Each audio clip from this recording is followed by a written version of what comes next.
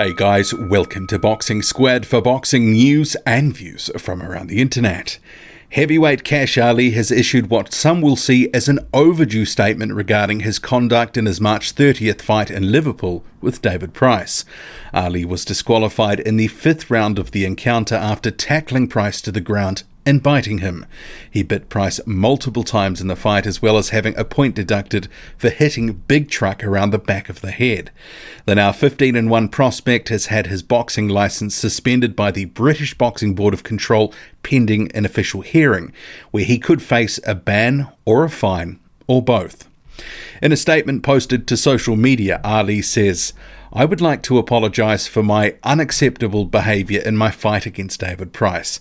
I am sorry to all boxing fans, to my team, my family, the British Boxing Board, David Price, his team and his family. I am hugely embarrassed for my actions and the way the whole fight unfolded.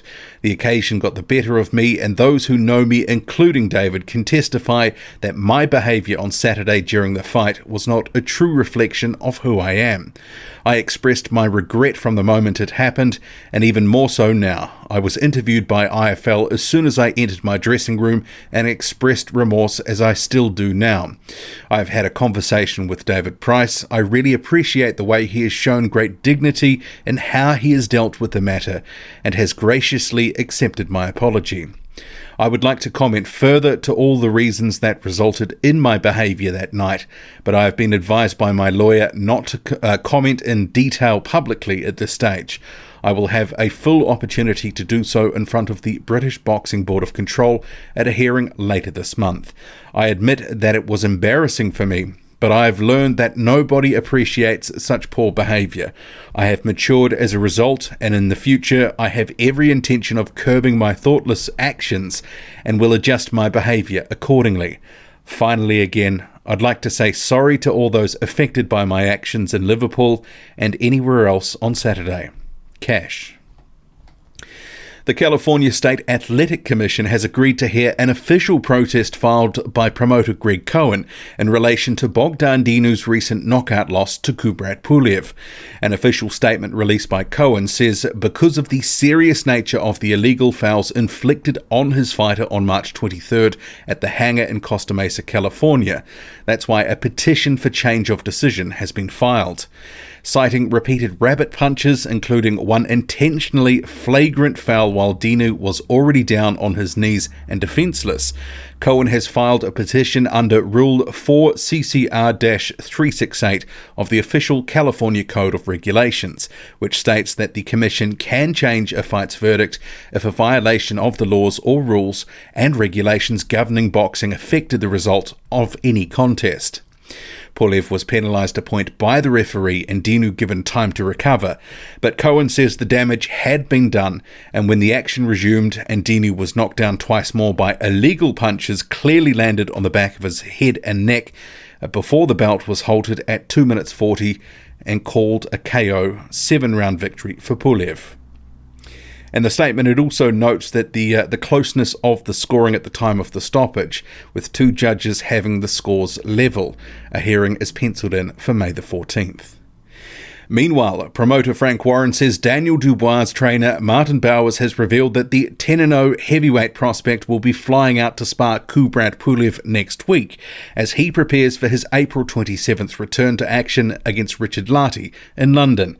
The news comes as a bit of a surprise given the bad cut that Kubrat Pulev sustained when he fought Bogdan less than 2 weeks ago. There was speculation he wouldn't be sparring for some time.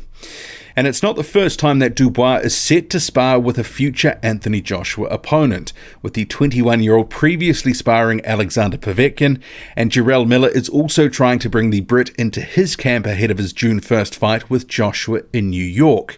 Pulev, meanwhile, as the IBF mandatory challenger, is for now waiting for his fight with the IBF champ to be called. In a social media post about his fight with Richard Lartey, Dubois states, "Under 4 weeks to go, feeling ready and looking forward to putting on a show for you all." Martin Bucoli and Mariusz Walk are preparing to fight each other this weekend in Poland. Bucoli was once considered one of the hottest prospects in the heavyweight division before he was upset by former cruiserweight Michael Hunter in late 2018, who knocked out the Congolese fighter in the final round of their fight. Despite an injury partway through the fight, Hunter was able to make Bucoli look slow and lumbering throughout and short on ideas as he loaded up on too many shots and found fresh air far too often. So this shapes as a redemption fight for the 11-1 prospect. But it's far from being a gimme, given Walk is one of the most durable fighters in the heavyweight division. So if Bucoli does fade as he did in the Hunter fight, the 39-year-old Walk may be able to take advantage.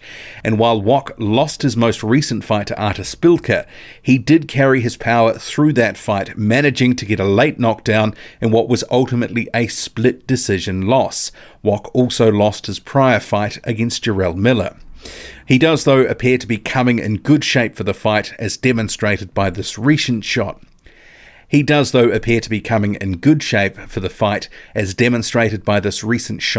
his training camp. But Martin Bucoli is sending a warning to his opponent. Just be ready for me. I'm on my way coming for you. I'm not coming to play. So I'm coming to box you, to knock you out. That's all I can tell you right now. To a couple of other fights this weekend, starting in Germany, where the rising 13-0 Croatian prospect Peter Milas will face Sergej Waweko, who has a record of 9-2. Originally, Milas had been due to fight Frenchman Cyril Leone for the vacant European Union title, but this is no longer the case. That vacant EU title, per the EBU website, is now being contested on April 19th in Turkey, between Umut Kamkaran and Arnold Gericay. Gericay is most famous for being knocked out in 2016 by David Haye. Another undefeated prospect, 10-0 Ali Dereck, is also back in action this weekend, taking on the 19-2 Adnan Redezic in the Czech Republic.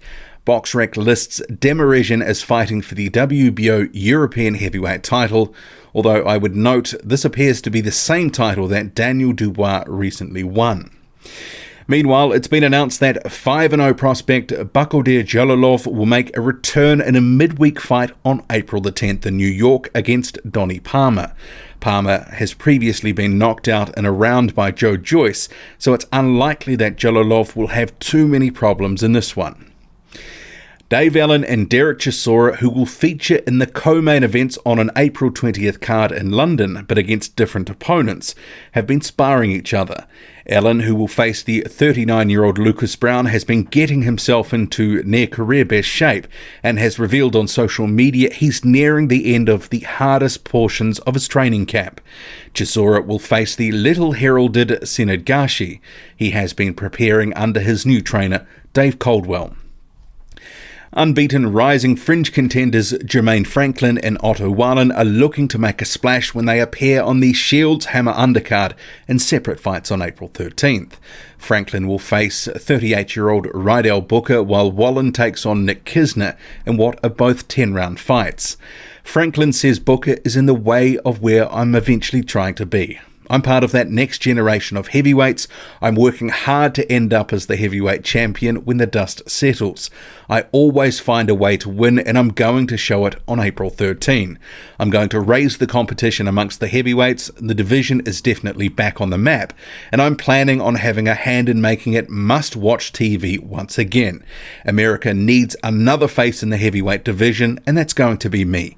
I already believe that I'm the best heavyweight in the world. There are a lot of big, strong heavyweights, but I'm a balanced athlete, which makes me different. I'm strong, fast, athletic, and getting better with every fight.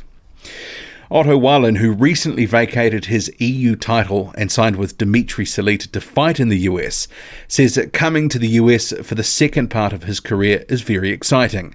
He says, I've accomplished a lot in my career in Europe, but this is a new beginning. This is the moment I've been dreaming of since I first laced up the mitts, and I can't wait to introduce myself to the fans here. Training here in New York brings me a great energy, and it shows in my performance. It's the center of the world, and while I'm fully focused on training, I feed off the energy of the city. Ingemar Johansson is of course a big inspiration for me. When he came to the US and beat Floyd Patterson, he was the baddest man on the planet. I'm looking to take that mantle and become a hero for young Swedish boxers, just like he has been for me. And ending this bulletin with some Dillian White humour, with the contender claiming he's run into bitter rival Dereck Chisora on the streets of London. I spotted Dereck Chisora is wearing a top hat. Yeah. You're right, Dereck, mate. Shit. You look nice with your top hat. That's it from me. Drop a comment, loud and often. Hit like, hit subscribe, follow me on Twitter, boxing_squared. I'm out.